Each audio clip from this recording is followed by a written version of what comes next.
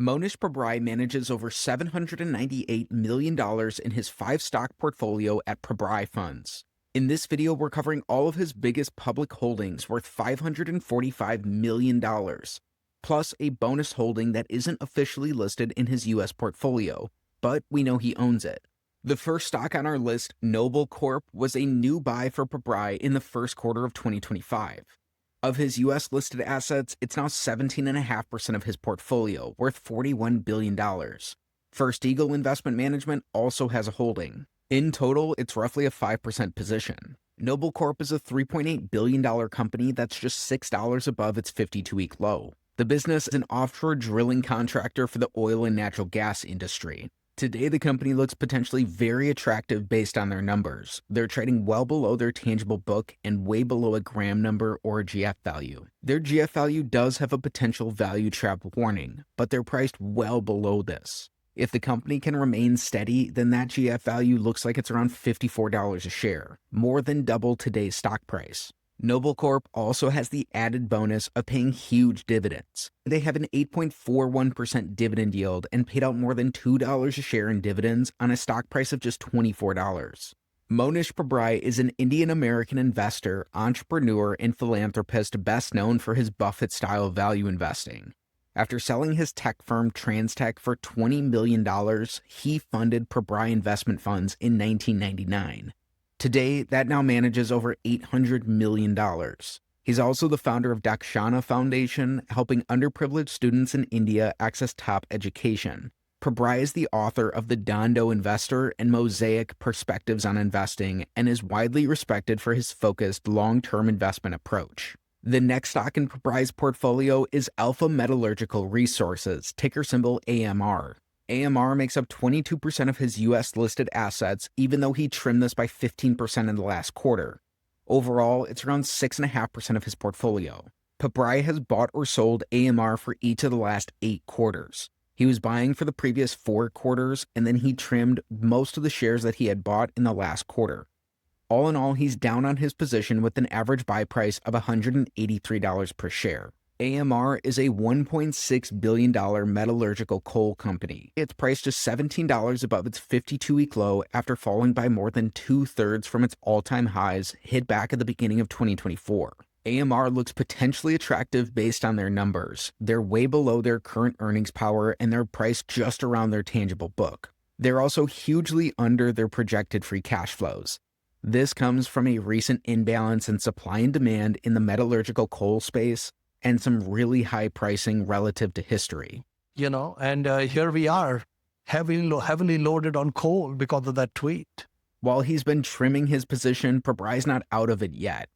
Right now, AMR has a GF value of $167 per share, which is up 26% from its current stock price. Stock number 3 in Pabrai's portfolio is Valaris PLC, ticker symbol VAL. This is a new buy from Pabrai, making up 24% of his U.S. listed assets. Overall, it's around a 7% position for him, and it's also a 5% position from Third Avenue Management, who added to it in the last quarter.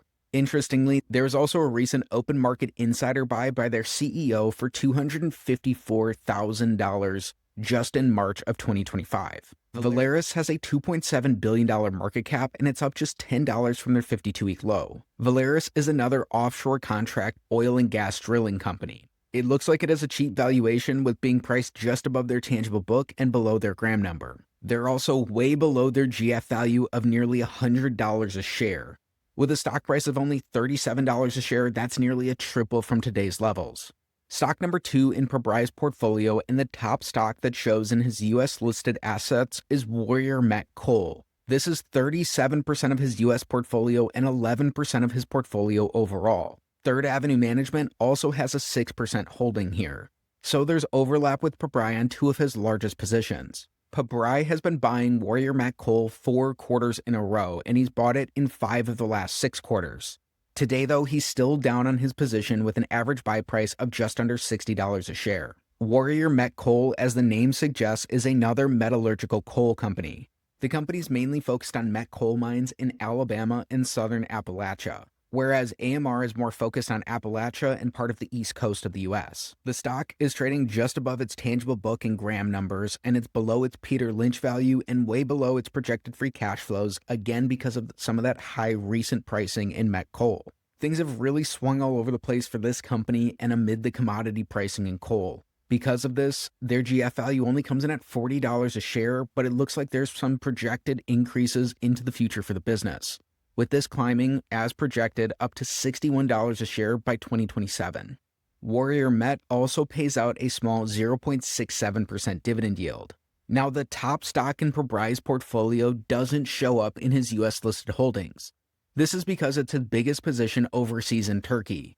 This is Resos Logistics. Resos is the $780 million leading warehouse and logistics operator in Turkey. Pabrai bought into this company when its market cap was under $20 million, so he's almost 40x'd his money so far. Let's watch it. And I remember we were driving to a business he was taking me to, where he said, Mohnish, the market cap is $20 million and the liquidation value is like 800 million. So I said, fraud hai kya? In English, I told either it is a fraud. He said, no, I have an investment in it, as far as I can tell. So basically, he said, there's no fraud. And he said, it's really simple. They have 12 million square feet of warehouses. They're 99% leased. You can very easily get a value on those. It's about $80 a square foot on average. So you have about $1 billion value of these warehouses. There's 200 million of debt. And there's 800 million. And these are all leased to Amazon, IKEA, Carrefour, 99% leased, inflation index leases or dollar leases. And there's nothing there. So I went, and the father and son that run the business, I met them. I liked them. I thought they were really smart business people. And then I spent the afternoon visiting the warehouses, and they looked great. And I really couldn't find anything wrong with the company. I started buying the shares, and I was surprised. For $7 million, I got 1/3 of the company. He loves this company for 3 reasons. It has great assets in prime locations in Turkey. It also has great management run by a father and son duo of the people who founded the company. Thirdly, they have inflation index contracts which give them recurring revenue with large blue chip customers like Amazon internationally. And as a bonus, most of their expenses are in Turkish lira, but their revenues are coming in euros and US dollars. That gives a huge edge in inflation rampant Turkey. And the second thing, what I noticed about this father-son that run this business is that they didn't just have the warehouse business. They also have the largest freight train network in Turkey. So in Turkey, the rail cars are private, and you can run freight business and so on. They have the largest truck fleet in Turkey. They have 2,000 trucks. They have a huge forklift rental business. They have a vehicle inspection business. Every car has to go inspections every 2 years. And that's like you get sanctioned by the government and so on. So they're like 4 or 5 businesses. Each one has very favorable economics, and each one is a high quality business. And so their model is that if they don't get their money back in 2 to 3 years in dollars, they have no interest in investing. So I found that unlike a lot of entrepreneurs and business managers, the father never went to college, but he just understands that if I put $1 out, he wants to know ye dollar kitne der mein mujhko wapas aa raha hai. And if it's not coming back in 3 years, he's not interested. So he doesn't understand IRR. He doesn't understand return on equity. He doesn't understand any of those terms. He just understands this particular fact, which your grandfather understood. Yeah. He just understood the fact that I put money out and what comes back, and that's what matters. The stock's returned insane numbers, being up 4,600% in the last 5 years alone. Again, in Turkish lira, but there's an increase in dollar value as well. The company's fundamentals and cash flows don't fully reflect that valuation. However, according to Pabrai, there's a number of assets listed on their balance sheet that the replacement value would be multiples of today. Because the stock is in Turkey and it's not that covered, right now their GF value is only 8 Turkish lira a share, which is down nearly half from their current stock price. Although there's a lot of growth being projected in their future.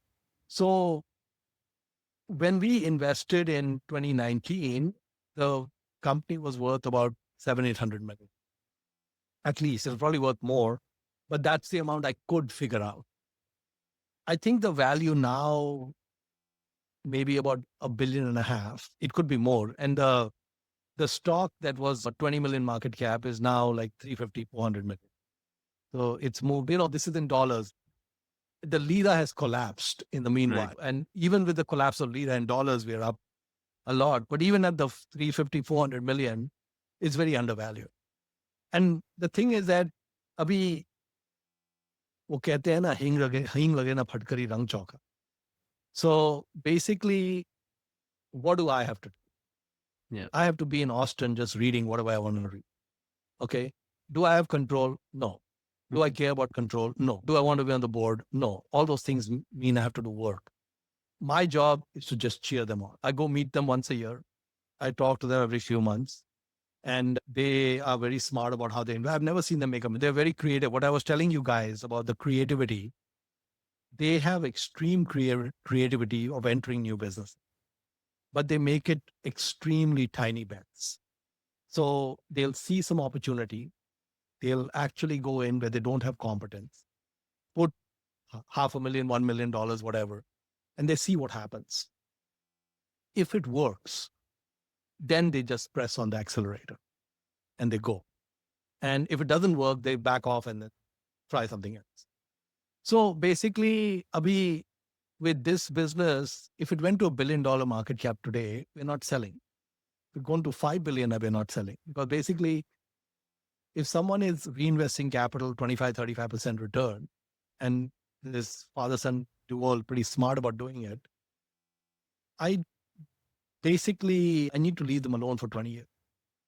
So what difference does it make whether I'm the founder of the business or manager of the business or a passive investor? The best position is a passive investor. Kuch kaam karne ki zarurat nahi, right? And your grandfather worked very hard. Your uncles worked very hard. Everyone worked very hard. I just not that hard working,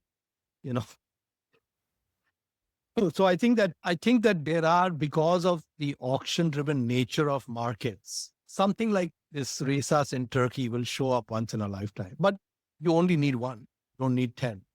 But there are plenty of them that show up, which will give you a 10x, give you a 20x. Resas might give us 300-400. Eventually, by the time we're done, it might be several hundred times the return. And all we got to do is be a cheerleader, nothing else. And life is good. So if you found Mohnish Pabrai's portfolio insights valuable, be sure to hit that like button and subscribe for more deep dives into top investors. Drop a comment with your favorite pick from his holdings or one you think I'm missing. Thanks for watching and see you in the next video.